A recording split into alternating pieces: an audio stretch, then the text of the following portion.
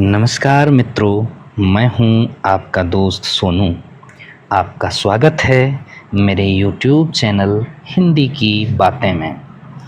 यहाँ हिंदी माध्यम में 9th से 12th के बच्चों के लिए कुछ सपोर्ट मटेरियल लाने का प्रयास किया जा रहा है। इस कंटेंट को AI की मदद से आकर्षक बनाया गया है। आशा है ये आपको पसंद आएगा। मुझसे जुड़े रहने के लिए सब्सक्राइब करना और बेल आइकन दबाना ना भूलें। किसी भी देश के लिए उसके लोग क्या हैं? क्या वो एक जिम्मेदारी हैं, एक बोझ हैं, या फिर वो उस देश की सबसे बड़ी ताकत है, उसकी असली दौलत? चलिए आज इसी सवाल की तह तक चलते हैं। देखिए, जब भी हम एक बड़ी आबादी की बात करते हैं तो अक्सर दिमाग में क्या आता है? संसाधनों पर बढ़ता दबाव, भीड़, समस्याएं, है ना? दशकों तक भारत में भी यही माना जाता रहा कि हमारी इतनी बड़ी जनसंख्या एक दायित्व है, एक बोझ। पर क्या ये कहानी का सिर्फ एक ही पहलू है?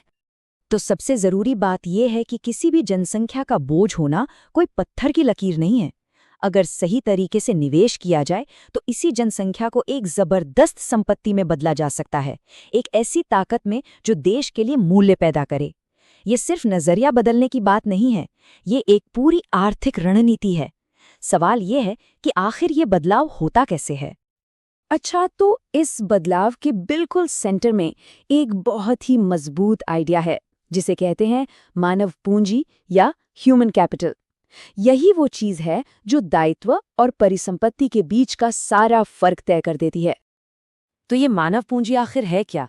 देखिए, आसान शब्दों में कहें तो ये किसी देश के लोगों में मौजूद हुनर, ज्ञान और तजुर्बे का खजाना है। ये सिर्फ लोगों की गिनती नहीं है, बल्कि उनकी काबिलियत है। जब हम शिक्षा पर, ट्रेनिंग पर, स्वास्थ्य सेवाओं पर खर्च करते हैं, तो हम असल में इसी मानव पूंजी को बना रहे होते हैं, उसे और मजबूत कर रहे होते हैं। और पता है, यही बात मानव पूंजी को बाकी सभी संसाधनों से ऊपर रखती है।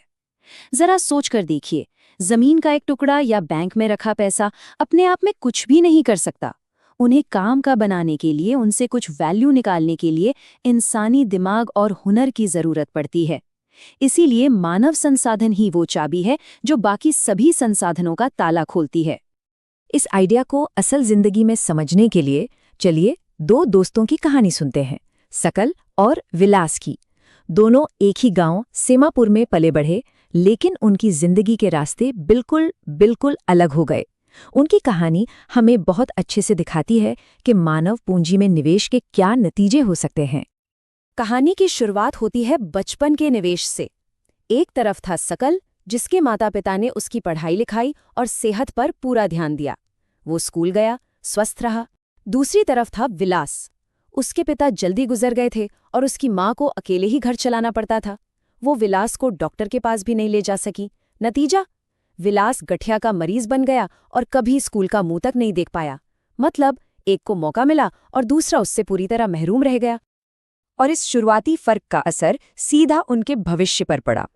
सकल ने पढ़ाई पूरी की, फिर कंप्यूटर में एक कोर्स किया और एक कुशल यानी एक स्किल्ड वर्कर बन गया। वहीं विलास, उसे तो कोई ट्रेनिंग मिली ही नहीं, तो वो अपनी माँ की तरह ही मछली पकड़कर बेचने का काम करने लगा, एक अकुशल श्रमिक बनकर रह गया। और जाहिर सी बात है, हुनर का सीधा असर कमाई पर दिखता है। सकल को एक प्राइवेट कंपनी में अच्छी नौकरी मिल गई। उसने अपने टैलेंट से एक नया सॉफ्टवेयर बनाया, जिससे खुश होकर बॉस ने उसे प्रमोशन दे दिया। उसकी तनख्वाह बढ़ गई। वहीं विलास, वो अपनी माँ की तरह ही बहुत कम पैसे कमा पाता था, जिससे घर का गुजारा भी मुश्किल से होता था। लेकिन ये कहानी सिर्फ सकल और विलास पर ही खत्म नहीं होती। ये पीढ़ियों तक चलने वाले एक चक्र को जन्म देती है। सकल जैसे पढ़े लिखे माँ बाप शिक्षा की अहमियत को समझते हैं, तो वो अपने बच्चों की पढ़ाई पर और भी ज्यादा ध्यान देते हैं। इसे कहते हैं एक अच्छा चक्र या वर्चुअस साइकिल। दूसरी तरफ विलास जैसे सुविधाहीन माँ बाप अपने बच्चों को भी वही वंचित माहौल देते हैं, जिससे एक दुष्चक्र या विश्व साइकिल बन जाता है, जिसे तोड़ना बहुत बहुत मुश्किल होता है। तो सकल और विलास की ये कहानियां सिर्फ दो लोगों की दास्तां नहीं हैं, बल्कि ये दिखाती हैं कि लोग देश की अर्थव्यवस्था में कैसे हिस्सा लेते हैं या लेने से चूक जाते हैं। तो चलिए अब इस तस्वीर को थोड़ा बड़ा करते हैं और आर्थिक क्रियाओं और बेरोजगारी को समझते हैं। देखिए, किसी भी अर्थव्यवस्था के सारे कामों को मोटे तौर पर 3 हिस्सों में बांटा जा सकता है। पहला है प्राथमिक क्षेत्र, जिसमें खेती, मछली पकड़ने जैसे काम आते हैं, जैसा विलास का काम था। दूसरा द्वितीयक क्षेत्र यानी मैन्युफैक्चरिंग, जिसमें फैक्ट्री में सामान बनता है। और तीसरा तृतीयक क्षेत्र, जिसमें बैंकिंग, ट्रांसपोर्ट और आईटी जैसी सेवाएं आती हैं, जहां सकल को नौकरी मिली थी। अब जब लोगों को इन क्षेत्रों में अपनी क्षमता के हिसाब से काम नहीं मिलता, तो पैदा होती है बेरोजगारी। इसकी सीधी सी परिभाषा है, जब कोई इंसान बाजार में चल रही मजदूरी पर काम करना चाहता है, लेकिन उसे काम मिल ही नहीं रहा, तो वो बेरोजगार है। गांव में ना बेरोजगारी के दो खास रूप देखने को मिलते हैं। एक है मौसमी बेरोजगारी, जैसे खेती में बुआई और कटाई के बीच कई महीने काम नहीं होता। और दूसरा है प्रच्छन्न यानी छिपी हुई बेरोजगारी, जो बड़ी दिलचस्प है। इसमें लोग काम करते हुए तो दिखते हैं, पर असल में उनकी जरूरत होती नहीं।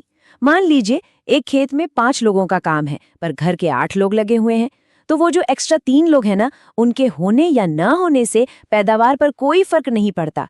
वो असल में बेरोजगार हैं। शहरों की कहानी थोड़ी अलग और शायद ज्यादा चिंताजनक है। यहाँ शिक्षित बेरोजगारी एक बहुत बड़ी समस्या बन गई है। बहुत से नौजवान जिनके पास बड़ी बड़ी डिग्रियां हैं, ग्रेजुएट, पोस्ट ग्रेजुएट, उन्हें भी नौकरी नहीं मिल पाती। ये एक बहुत खतरनाक विरोधाभास है और ये साफ दिखाता है कि किताबी पढ़ाई और बाजार को जिस हुनर की जरूरत है, उसमें एक बहुत बड़ा गैप है। और देखिए, बेरोजगारी का असर बहुत गहरा होता है। सबसे पहले तो ये मानव संसाधन की सीधी सीधी बर्बादी है। ये युवाओं में निराशा और हताशा भर देती है। और तो और ये काम करने वाली आबादी पर आर्थिक बोझ भी बढ़ाती है, क्योंकि उन्हें अपने साथ साथ बेरोजगार लोगों का भी पेट पालना पड़ता है। कुल मिलाकर ये अर्थव्यवस्था के लिए एक बड़ा दायित्व बन जाता है। तो अब तक हमने समस्या और उसके चक्र को तो समझ लिया, पर समाधान क्या है? जवाब वही है जहां से हमने बात शुरू की थी, निवेश।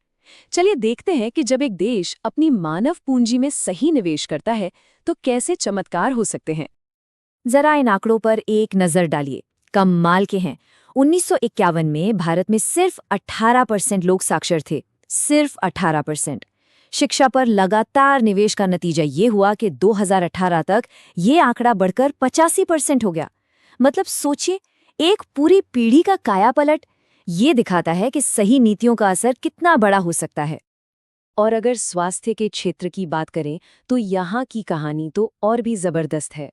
1991 में भारत में पैदा होने वाले हर 1000 बच्चों में से 147 अपना पहला जन्मदिन भी नहीं देख पाते थे। बेहतर स्वास्थ्य सेवाओं में निवेश ने इस आंकड़े को 2020 तक सिर्फ 28 पर ला दिया। ये लाखों मासूम जिंदगियों को बचाने की कहानी है। अगर पूरी दुनिया में इसका कोई सबसे बड़ा सबूत चाहिए, तो वो है जापान। जापान के पास न तो ज्यादा जमीन है, न ही कोई खास कुदरती संसाधन, फिर भी वो दुनिया के सबसे अमीर देशों में से एक है। कैसे?